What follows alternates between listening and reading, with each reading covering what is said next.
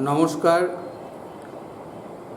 Online school Domkal মহকুমা online school forum Domkal মহকুমাতে আমরা যে অনলাইন ক্লাসের ব্যবস্থা করেছি, সেখানে আমি তোমাদের কাছে আজকে এসেছি ভৌতবিজ্ঞান বিষয়ের কিছু প্রশ্ন নিয়ে আলোচনা করব।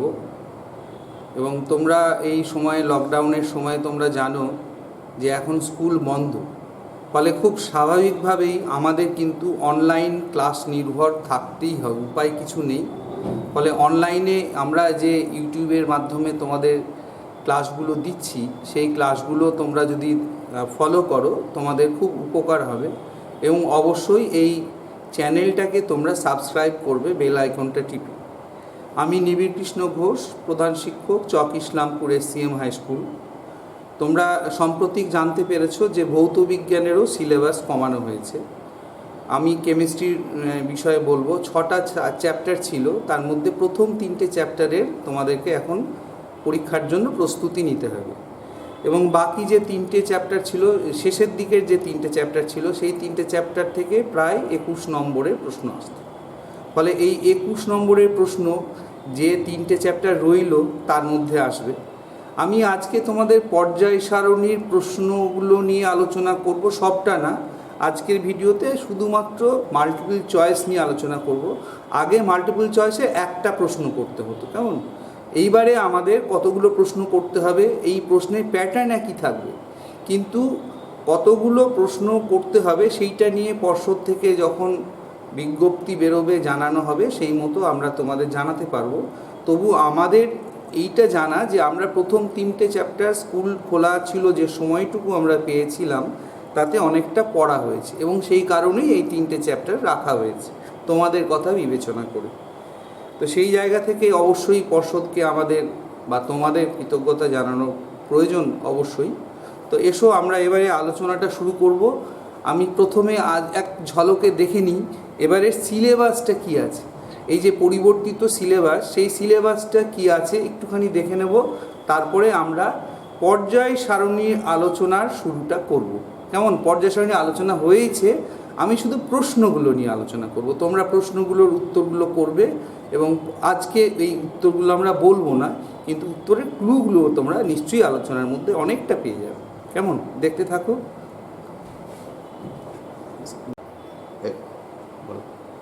তোমরা দেখতে পাচ্ছ যে এইবার আমাদের মাধ্যমিকের ভৌতবিজ্ঞানের জন্য যে তিনটে করে চ্যাপ্টার আছে। এই যে দেখো, এটা খুব ইম্পর্টেন্ট একটা আলোচনা তোমাদের সকলের জন্য। যে দেখো, সাধারণ অংশে আগে এই 3টে চ্যাপ্টারই ছিল, এখানে 3টে চ্যাপ্টারই আছে।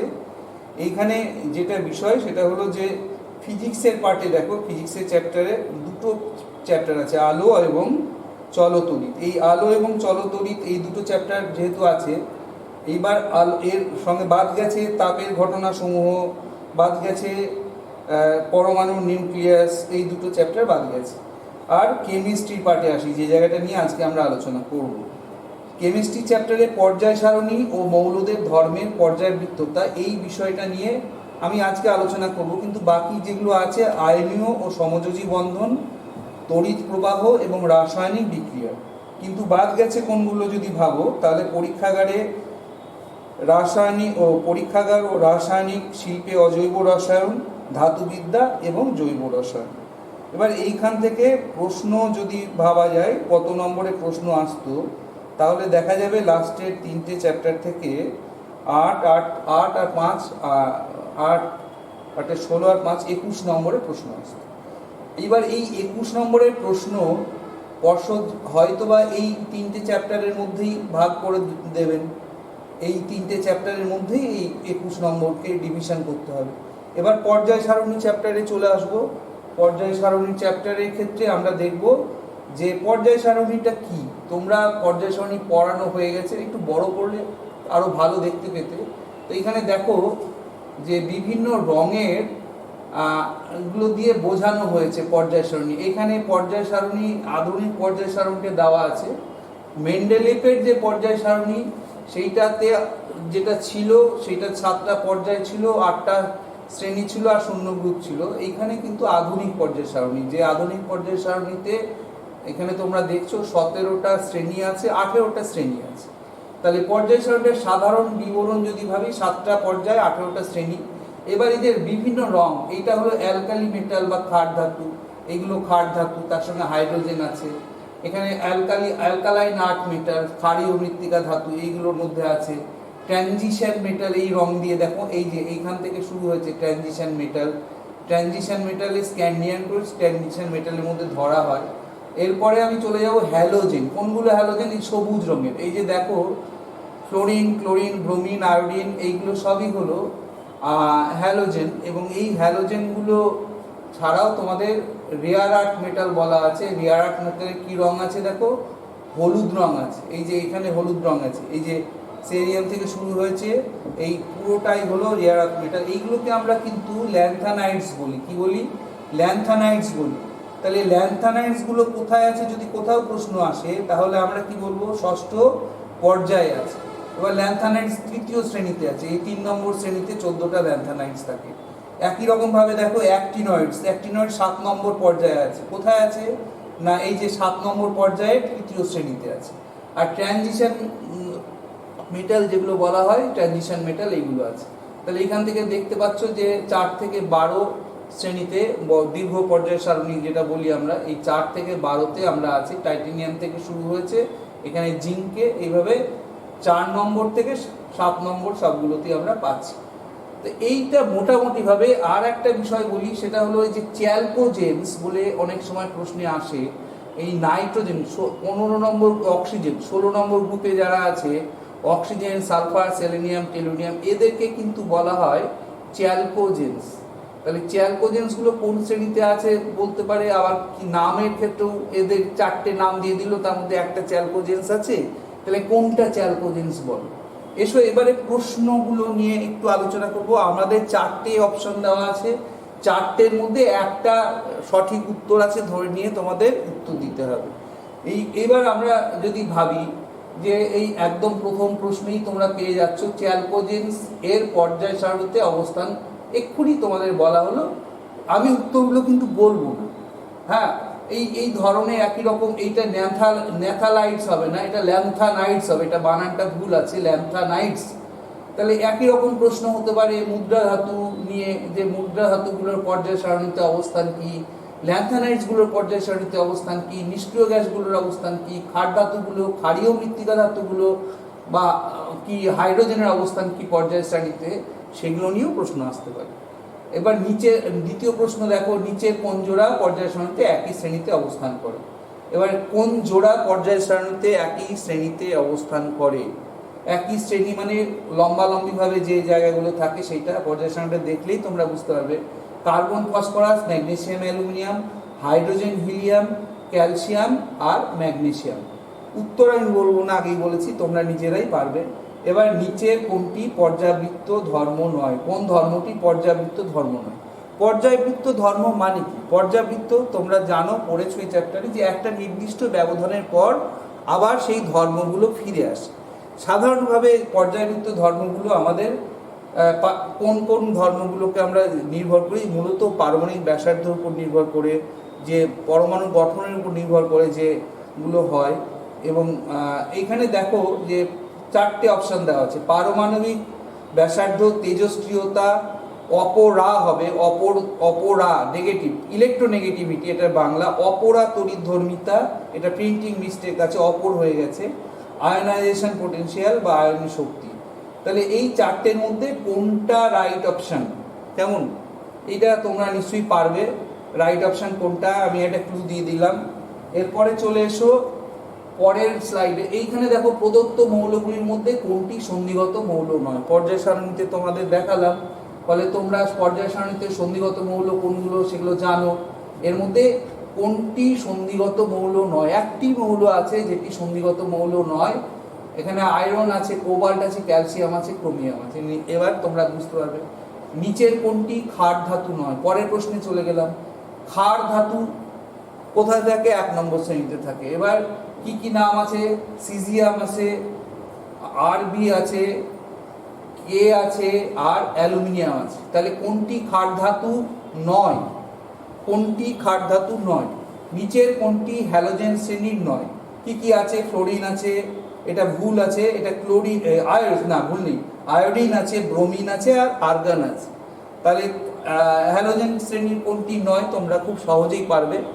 তারপরে এসো 7 নম্বর প্রশ্নে, দীর্ঘ পর্যায় সারণীতে হ্যালোজেনের গুলি কোন শ্রেণীতে থাকে?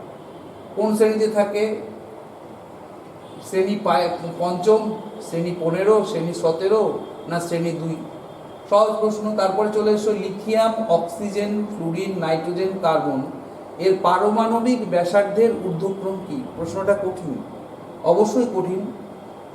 এইটা তোমাদের পারমাণবিক ব্যাসার্ধের ঊর্ধ্বক্রম যদি জানতে হয় তাহলে আমরা সাধারণভাবে কি জানি, যদি একই পর্যায়ের সবগুলো মৌল হয় তাহলে বাঁ দিক থেকে যখন ডান দিকে যায় তো আমরা দেখি যে পারমাণবিক ব্যাসার্ধ কমে, আবার যদি একই শ্রেণীতে ওপর থেকে নিচে নামে তখন আমরা দেখি পারমাণবিক ব্যাসার্ধ বাড়ে। এইটা একটা ক্লু দিলাম। এবার এসব মৌলগুলো কি আছে দেখি, oxygen, carbon, fluorine, nitrogen, lithium, এগুলো সবগুলোতেই আছে, এলোমেলো করে রাখা আছে। এবার কোনটা সব থেকে বেশি হবে, যেটা একদম শেষের দিকে থাকবে পর্যায়ে সেইটা।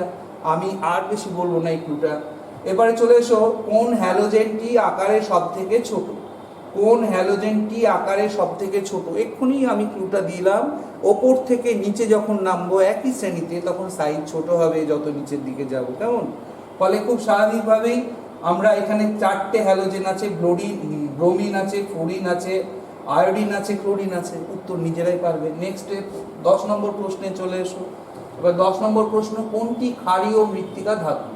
তাহলে কি পাচ্ছি আমরা? ক্যালসিয়াম পাচ্ছি, ক্ষারীয় মৃত্তিকা ধাতু, ক্যালসিয়াম পাচ্ছি, সোডিয়াম পাচ্ছি, ম্যাগনেসিয়াম পাচ্ছি, পটাশিয়াম পাচ্ছি। তাহলে ক্ষার ধাতু আর ক্ষারীয় মৃত্তিকা ধাতুর মধ্যে পার্থক্য আছে। এরপরে হলো যে কোনটি বিরল মৃত্তিকা ধাতু? বিরল মৃত্তিকা ধাতু এখানে কি আছে? সিজিয়াম আছে, এখানে কি সেরিয়াম আছে, ক্যালসিয়াম আছে, বেরিয়াম আছে আর ফেরাম মানে আয়রন আছে। তাহলে এইখানে কোনটি বিরল মৃত্তিকা ধাতু? পর্যায় সারণীটা দেখলেই তোমরা বুঝতে পারবে প্রথম কোনটি বিরল মৃত্তিকা ধাতু। এরপরে চলে এসো 12 নম্বর প্রশ্নে, বিরল মৃত্তিকা ধাতুগুলির পর্যায় সারণীতে শ্রেণীগত অবস্থান কোন শ্রেণীতে থাকে? পর্যায় সারণীতে আলোচনার সময় আমি চট করে বলেছিলাম, তবু বলছি 4টে অপশান আছে, 3, 4, 5, 6 কোনটা হবে তোমাদের জানতে হবে এবং তোমাদের লিখতে হবে। তারপরে প্রশ্ন 11 নম্বর প্রশ্নে তারপরে চলে এসো, অ্যাক্টিনাইডসগুলি কোন পর্যায়ে থাকে? অ্যাক্টিনাইডসগুলি কোন পর্যায়ে থাকে? কোন পর্যায়ে থাকে একটু আগেই আলোচনা করেছি, 3য় পর্যায়, 4র্থ পর্যায়, 5ম পর্যায়, 7ম পর্যায়। তারপরের প্রশ্ন, সন্ধিগত মৌলগুলির প্রথম মৌল কোনটি? সন্ধিগত মৌলগুলির প্রথম মৌল কোনটি? তো যাই হোক, এখানে কিন্তু একটা বিষয় আছে, সেটা হলো এখানে লেখা আছে আয়রন, ভ্যানাডিয়াম, স্ক্যান্ডিয়াম, এটা সিভি হবে না, এটা সিআর হবে আর কি, ক্রোমিয়াম। তো যাই হোক, সিভি লিখলেও সিভি তো নয়। এবার প্রথম মৌল কোনটি? তো আমরা এখানে এই প্রশ্নটা তোমরা যদি পর্যায় সারণীতে দেখো, টাইটেনিয়াম দিয়ে শুরু হয়েছে কিন্তু স্ক্যান্ডিয়ামকেও কিন্তু পর্যায় সারণীতে প্রথম মৌল হিসেবে ধরা হয়। তো আমি এটা উত্তরটা বলে দিলাম। আর পর্যায় সারণীতে শেষ আদর্শ মৌল কোনটি? মানে শেষ আদর্শ মৌল কোনটি? পর্যায় সারণীতে শেষ আদর্শ মৌল কোনটি? যে মৌলগুলোকে প্রাকৃতিকভাবে তৈরি করা হয় না, প্রকৃতিতে পাওয়া যায়। তো যাই হোক, এখানে 4টে অপশান আছে, ইউরেনিয়াম, থোরিয়াম, রোডিয়াম, রেডিয়াম। এর মধ্যে কোনটি হবে? মোটামুটিভাবে এরপরের প্রশ্ন 16 নম্বর প্রশ্নে চলে এসো।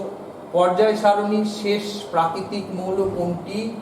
ইউরেনিয়াম, থোরিয়াম, রোডিয়াম, একই প্রশ্ন। তো এইটা আগেরটার প্রশ্নটাই বোধহয় প্রিন্টিং কিছু মিস্টেক হয়েছে।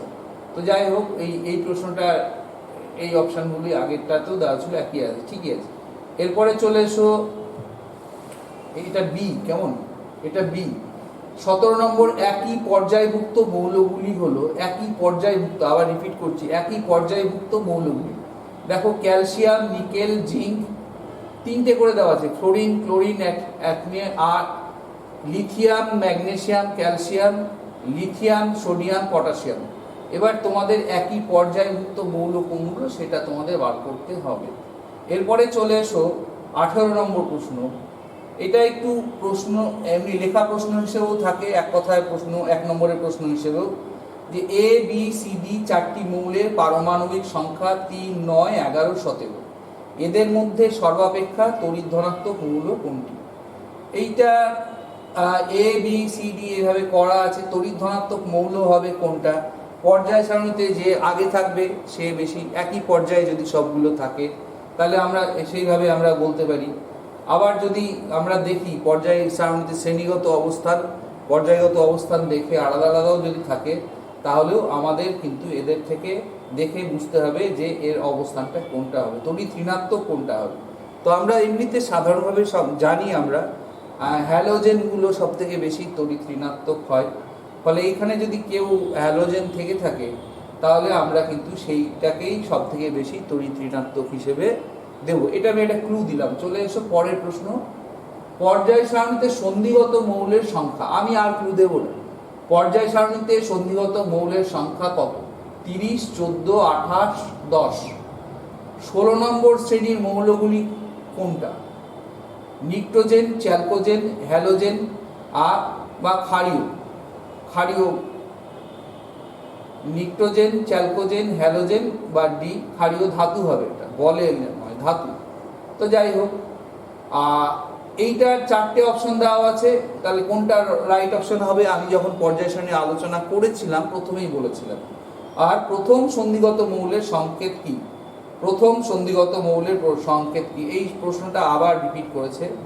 এই প্রশ্নটা আমি অলরেডি বলে দিয়েছি, ফলে এই জায়গাটা তোমাদেরকে আর আমি এই প্রশ্নটা আগে যেহেতু বলেছি আর রিপিট করছি না।